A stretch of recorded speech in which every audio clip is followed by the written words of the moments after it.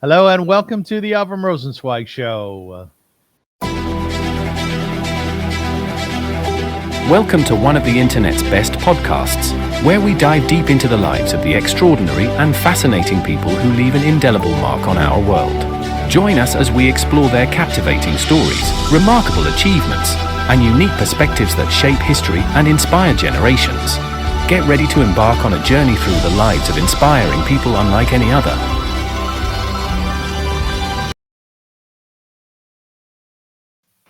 Hello, folks, and welcome to the Avrum Rosensweig Show. And indeed, this is a very special show today. It's more of a bit of a mini show, as I wanted us to report on something very, very special coming out of Israel. And we will be doing so with my Northern Israel reporter, Shayna Paquin. How are you, Shayna? Good, thank you. Thanks for having me today. Oh, it's lovely to have you. It's 5 o'clock here in the morning in Toronto, 12 o'clock where you live, which is Sefat. We had to manage a little bit in terms of getting a time. But let's just say that you're a very busy person. You're a mother of 7, right? Yeah. And you are, up until now, a volunteer with an organization, a very important organization called Sparks to Life. And more specifically, what we'll be speaking about today is called Operation Lifeshield. A little bit about Shayna. She's visited 15 countries, and she's lived in 4 of them, moved 28 times, finally making Sefat her home. She worked in real estate, also worked in Sefat municipality as a project director. She's a busy, busy person. Oh, Shayna, I remember last time we interviewed, I was just so incredibly inspired by what you do. Is a certified color teacher, trains volunteer for Tzachash and Tahel, ready to help in times of emergency. She's married to Yishai Paquin, and as we said, she's a mother of 7. So you don't have a lot of extra time, do you? Not a whole lot, no. I've been trying to get back to a little bit of music and art, too. I really dropped those things when the war started, and they're missing in my life. But yeah, it's a lot of juggling, but it's good. Music and art, would that be after the kids go to sleep? Or while they're in school, like instead of a coffee break, do a little watercolor painting break. Okay, that's a good plan. You need any time management, don't come to me. Shayna, we're talking about something very, very important today. We're talking about bomb shelters. And what I would like us to do is to dedicate this show to someone who was from Sefat and who died fighting for the state of Israel.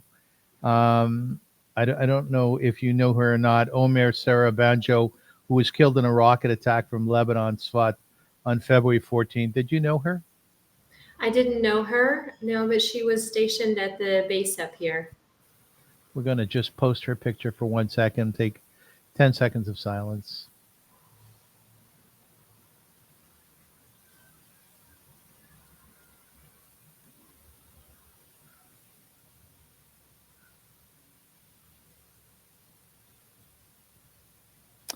Now, we also should announce that you are coming from a funeral today. Do you want to tell us about that?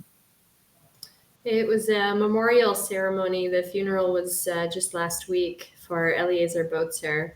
And his parents, Aaron and Miriam Botzer, are the founders of Livnot Libanot. I worked there for 5 years. It was my first job in Israel.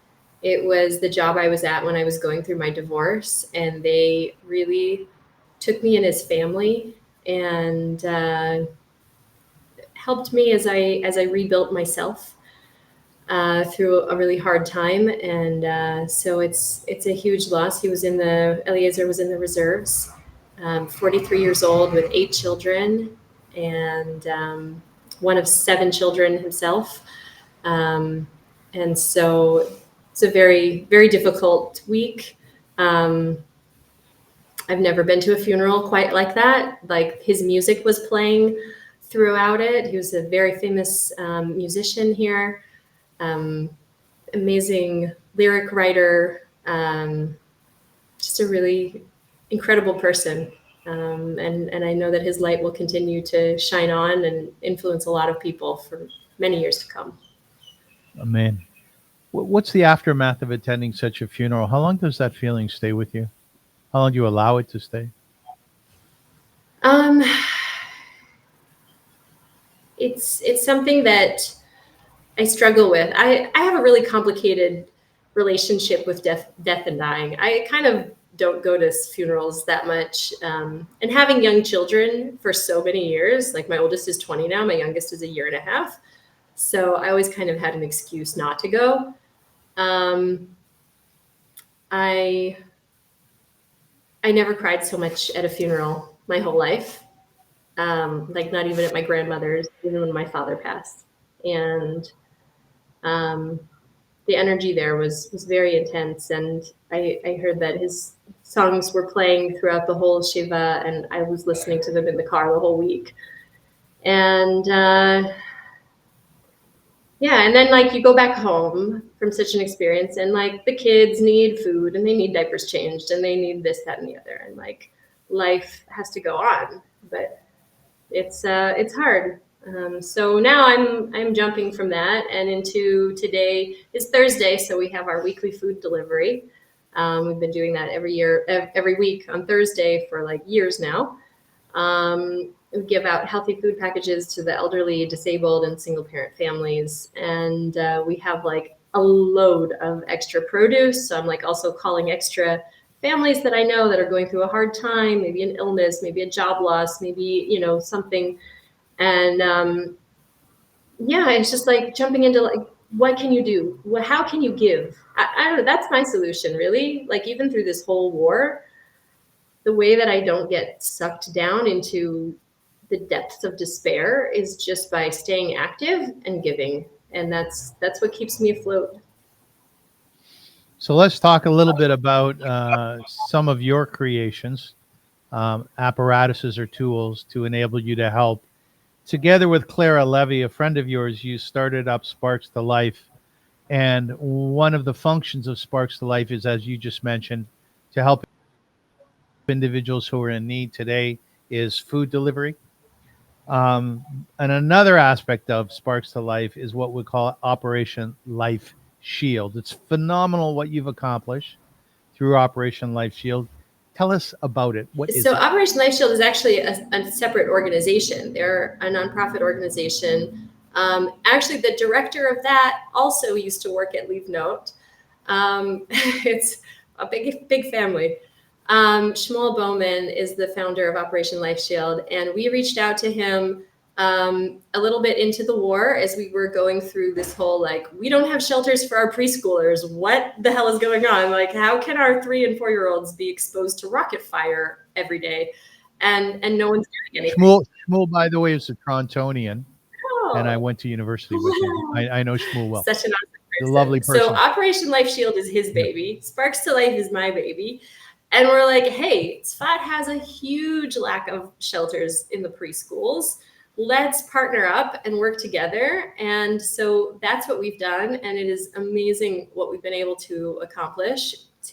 We are celebrating now 50 bomb shelters in Sefat. Very complicated here to even get shelters in. It's like these old narrow roads and one-way streets and the topography. Sefat is on a mountain, so everything is like on a slope, uphill and downhill, and we've had to like bring in tractors at times, and it's been quite a process. I never meant to be like to get into this field of construction and and logistics. But I've learned a lot, and now I can show up at a site and be like, oh yeah, we need this type of crane, and we're gonna have to do this kind of site work, and like, or that's not accessible, we're gonna have to do what's called shipur migun, which is like retrofit. So we've done that in a couple places too that just were not accessible at all. It costs a little more, but it's like you come in and you like put blast-proof protection on the walls, change out the windows and doors, and you turn an existing room into a shelter room.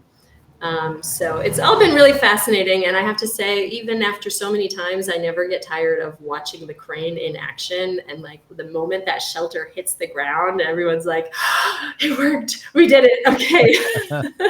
So exciting. Okay, Shayna, where a video that you took of some of the shelters arriving. So have a look.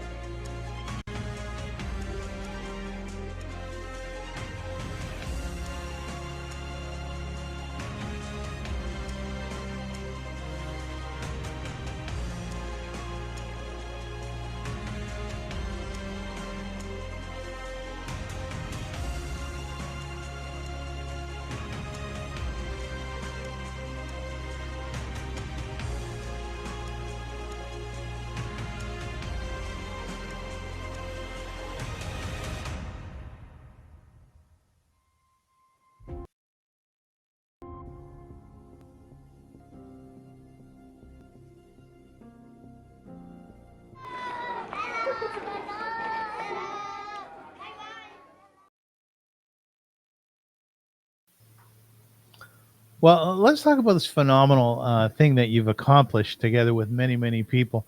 As I watched that video, I kept thinking about those guys climbing up on top of the shelters and whether their wives knew the physical work that they were doing. I don't know.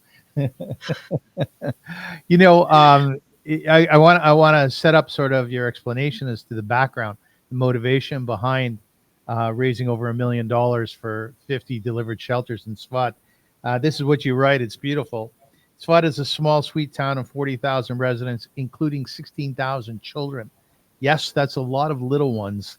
As we try to carry on in what has been called the routine of emergency, our children are growing up in the shadow of war and frequent sirens that give only 30 seconds notice until rockets fall. So, with that as the context, tell me the motivation behind this operation.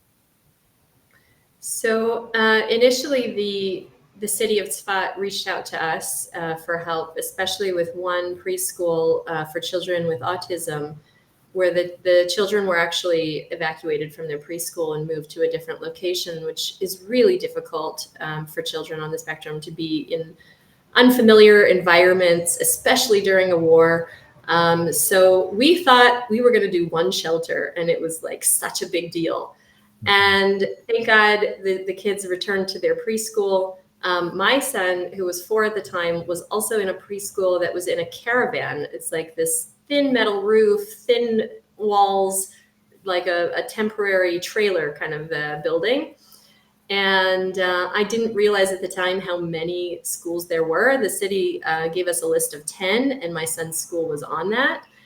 And so we started reaching out to different possible partners. We reached out to the Jewish Federation of Palm Beach County through the Jewish Agencies Partnership Together. Tzfat, Chatzor, and Rosh Pina are paired with Palm Beach as our sister city. And they helped us with 4 shelters initially, and then later on another 4. And so, you know, we were making headway, and then we're like, oh, there are more schools that don't have. Oh, there are more schools. Oh, they didn't tell us about these ones. and then we also started getting involved in Chatzor, which is a nearby town that's in our partnership region. And along the way, like I said, I got connected with Shmuel Bowman and the great work that he has going on at Operation Lifeshield. And he also has an American counterpart, to a U.S. counterpart to his nonprofit. So we were able to give tax deductible receipts to people in the U.S. And things really got intense over the summer, start of September. Like the school year started for like 2 weeks, and then they just shut everything down because we were having multiple sirens every day, and too many places were unprotected still. So I reached out to Joseph Hyman at the Center for Entrepreneurial Jewish Philanthropy, and in a massive operation of like a couple of weeks, we were able to raise funding for another more than 20 shelters and get those on the ground within a matter of weeks. And it was just so amazing how much people opened their hearts and gave, and how quickly the shelter company and the crane guys, even though we had sometimes sirens going off in the middle of putting a shelter in place, we would just joke like, it's okay, at least we know we have a shelter here that we can go inside of, as long as it's not a neighbor. Now, Shayna, let's give a little bit more of the background. Sefat is very, very close to 4 military bases, as well as an important hospital in the region. Now, when a siren goes off, older kids, if they can't get to a bomb shelter, they can dive under a chair, they can cover their heads, and it's sort of a makeshift way of protecting one's health. But when you talk about the little kids, of which there are a lot of, thank God, there are many little kids in Sefat, that's not the same situation, is it? It's really not. And we had, groups of 35 kids in a preschool where Homefront Command told them these trailers are too dangerous to stay inside during a rocket attack, even because fragments of the roof could splinter off. They have windows that they're so thin and offer no protection. So they were told actually that during a siren, they should go outside, lay on the ground, and have the children cover their heads with their hands. So imagine you have 35 4-year-olds and it's winter and it's raining and it's muddy out and there's no time to grab coats because you literally have 30 seconds and you've got to usher these kids outside, lay them on the ground, and hope that they actually stay still for 10 minutes, because up to 10 minutes, shrapnel can still be falling from the interceptions. And it's just impossible. It's totally impossible. And as a mother, I just couldn't take it. Right. So So you responded. motivated me to stay up those late nights and make the phone calls and talk and set up meetings and just tell the story. And there's so many wonderful people who, like I said, just their hearts opened up and they gave to support this project, and we're so grateful. It just made it possible to function, because if the little kids can't go to school, parents can't go to work, and if parents aren't going to work, then businesses, which are already suffering during the war, don't have employees, and the parents don't have income, and how are they paying bills? And it's just like this ripple effect that goes out when the children are safe and they have that stability. It enables all of society to go on functioning. Yeah, it's incredible. Some of the statistics that I've been reading in preparation is that there was a school that you looked at where I think with 28 kids, and only 5 of the kids were attending during the war because the parents were too frightened to send them, understandably.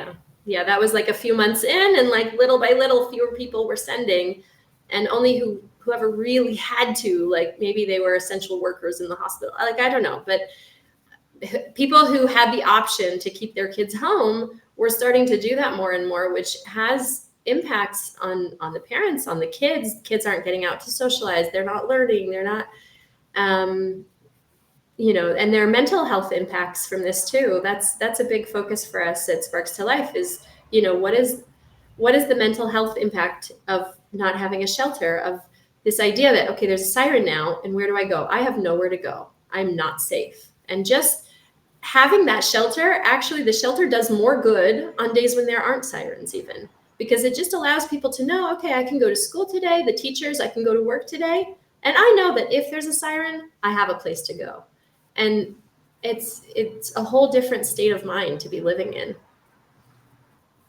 It's phenomenal that you say that, because looking up some of the reasons why it's important to have a bomb shelter, of course, there's the obvious, you're being protected from a bomb.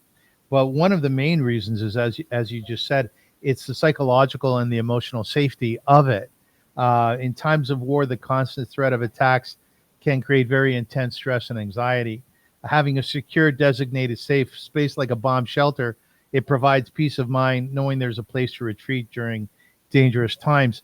In thinking about all of this, Shayna, my response to it is just entirely theoretical, because I live here in Toronto.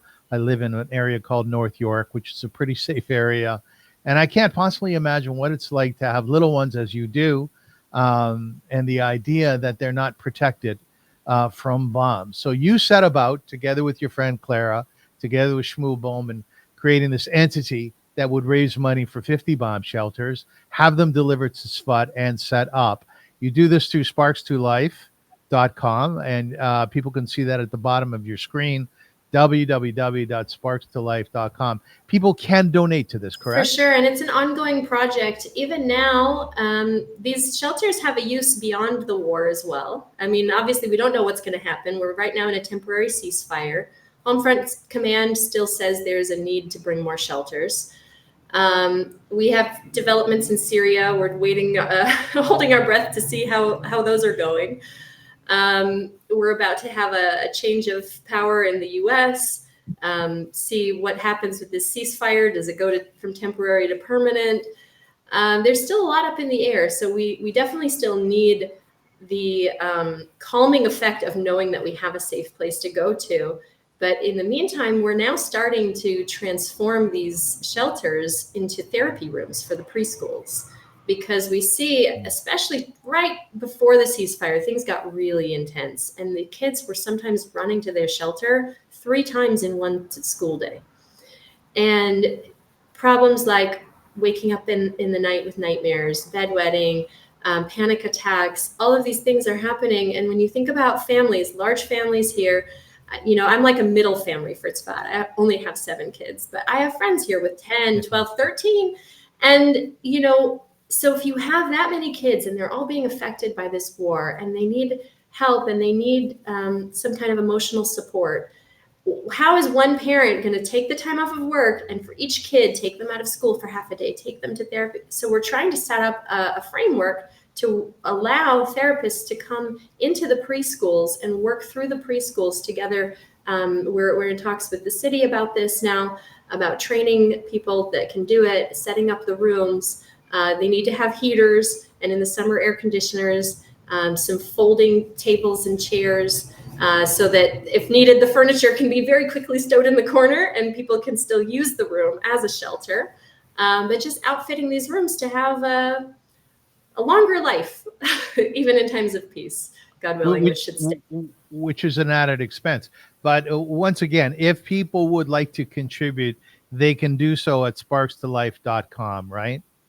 Yes, very much welcomed. And we still have shelters coming. God willing, we'll have another couple coming in next week. We're still putting them in at preschools, at playgrounds. Just recently there was a rocket attack in Tel Aviv, and a children's playground was bombed, a place right in between apartment buildings. Thank God it was 3 a.m. and there weren't any kids out there at the time. But the threat on Israel is still real, still alive. And so we're going to continue protecting our kids as much as we can with the help of all these wonderful people. How are you and your family doing overall? Oh, so my almost 4-year-old is one of those kids that has been waking up in the night, not sleeping well, little bit of developmental regressions. I see it come out in my kids in various ways. I won't go into all the details, but we're getting things taken care of for them, thank God, little by little. I feel for myself, I've been like running this whole war because, again, that's how I keep myself together, and that's how I keep from sinking into, oh my gosh, they're out to kill us, kind of this like fear, or like how tragic each and every loss is that we've had since last October. And so now that things are quieting down some, I'm also I'm feeling a little bit like I'm crumbling at the edges sometimes. And I actually got myself into therapy recently, just to have a place to talk things out. Because when it gets quieter and I actually sit with myself and my thoughts, there's some hard thoughts.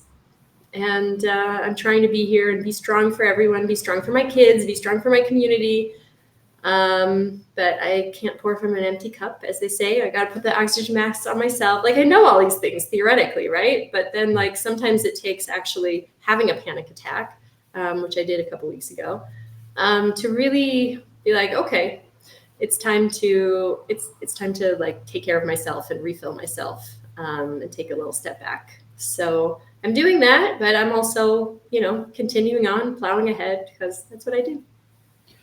I'm assuming that there are more and more trauma therapists in Israel, right?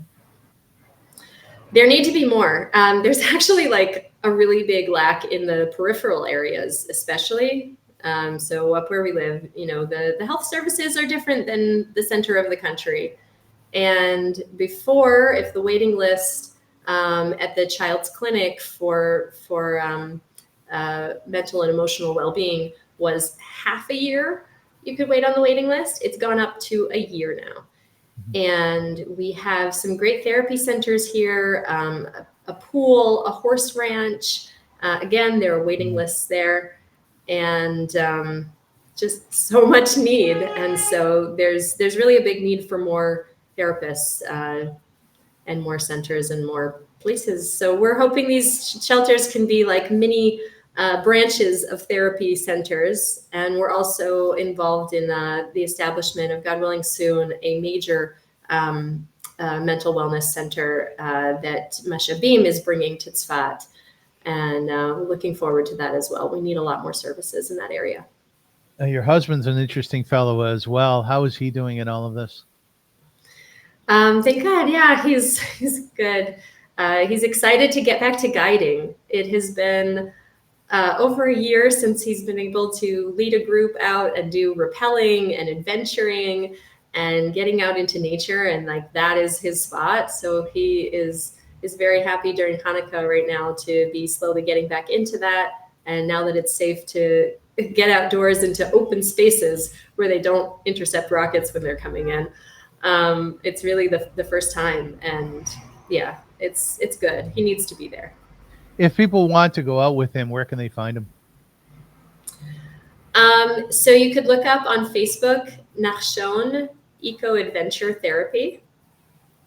He's also a CBT therapist, and he weaves in, and he's a rabbinical student. So he weaves in like Jewish learning with therapy, with outdoors and adventure and facing your fears and team building. So it's great for like couples and families and small groups. Yeah. Do you guys ever just curl up on the couch and watch a movie together? Oh my gosh, we used to do that before the war. Yeah. We need to get back to that. That would be nice. Let me, in conclusion, your life has been a real trek. In your wildest dreams, did you ever think you'd end up here in Sefat, 7 children, raising over $1 million for 50 shelters for kids in school? Like, it's a crazy story. No, I did not see it coming. Definitely not. Actually, just last week, Clara and I received an award from a Knesset minister, and we were both standing there, and we were just like, "We don't belong here. Like, what are we doing here? This is how did this happen?" Right. It's really amazing, but sometimes life calls on you, and Hashem calls on you. And we feel a little bit like Moshe, maybe sometimes, like, why me? Like, especially with the language. I'm like, please just don't interview me in Hebrew, right? Because I'm going to mix up genders. I'm going to say some things wrong. I'm going to, whatever. But I actually did get interviewed in Hebrew at the event. And I stumbled through it, and it was fine. And I smiled. And, the important thing is that kids are safe. So that's all there is to it. Shayna, do any of your kids, the older ones, have a sense of what their mom's doing? A little bit. So 2 of my older sons are on the autism spectrum. So I think they're a little less like in tune with all that's happening around us. I definitely get a lot of appreciation from my oldest daughter. And my 12-year-old too has come over sometimes to help with packages, and even Nisim, who's 15, like sometimes they help with the food packages for the elderly. It's something that we definitely try to involve our kids in.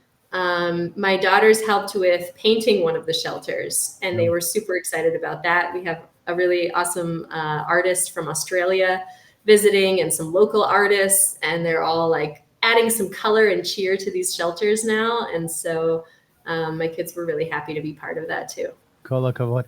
Shayna, you might remember that I've been playing around with artificial intelligence over the last number of months.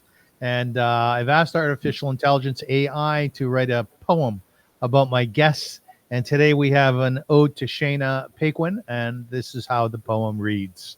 This is for you, my dear. In the heart of Sefat, where the hills meet the sky, a team of souls with vision reaching high, led by Shayna with strength in her eyes, a beacon of hope where the darkest truth lies.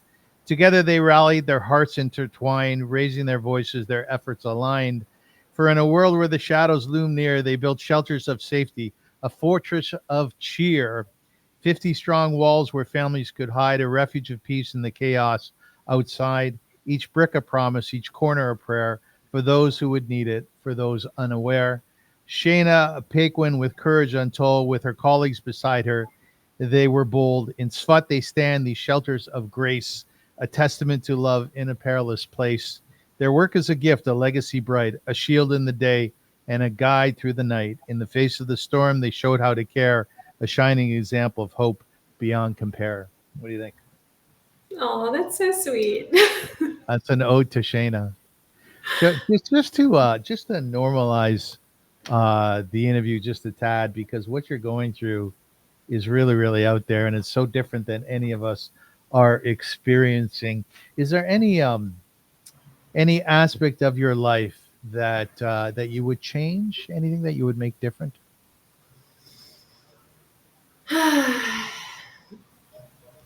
I think we need more hours in a day. Not sure we're in control of that, but okay. Yeah, it's not in my hands.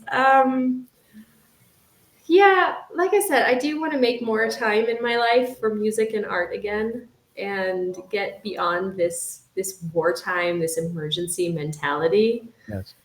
Um, I want to get back out into nature too. I want to go hiking more with my kids again. We took them out for a little adventure Friday before last.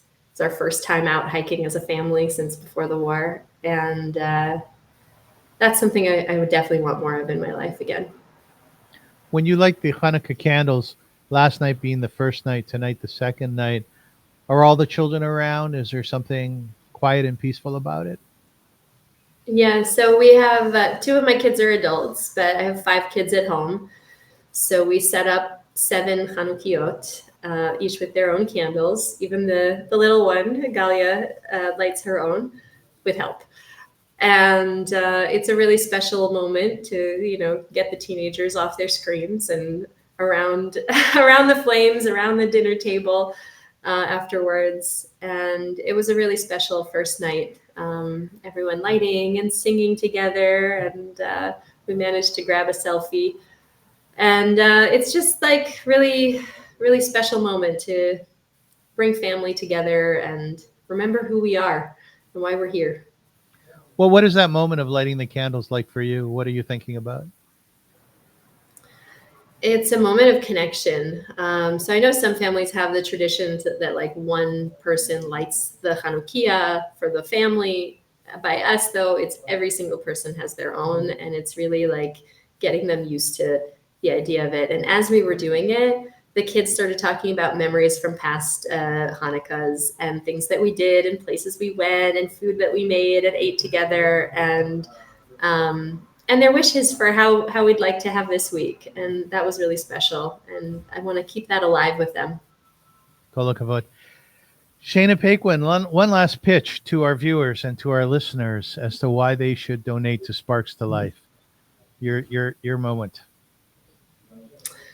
Well, there's something for everyone to connect to. I mean, we've got bomb shelters for children. We have a medical equipment lending supply library, Gemach. We have the food packages. We have help for soldiers. We got tablets to the soldiers that are responsible for the mental welfare of the soldiers that were going in and out of Lebanon, and they were tracking everyone on their cell phones. So we were able to help them. We're involved in a lot of different projects in our community and really like in tune with the needs on the ground. And so if there's something that I think that there's something for everyone to connect to, really. So we're happy to have more friends and supporters all the time. And if you don't have money to give, you can just go into our Facebook page and like put likes and comments on things. So it will come up more for other people. Like there's a way for everyone to get involved. If you're here in Sefat, come paint a shelter, come chop vegetables for a salad for the elderly. Like there's so many ways to be involved. And I love that.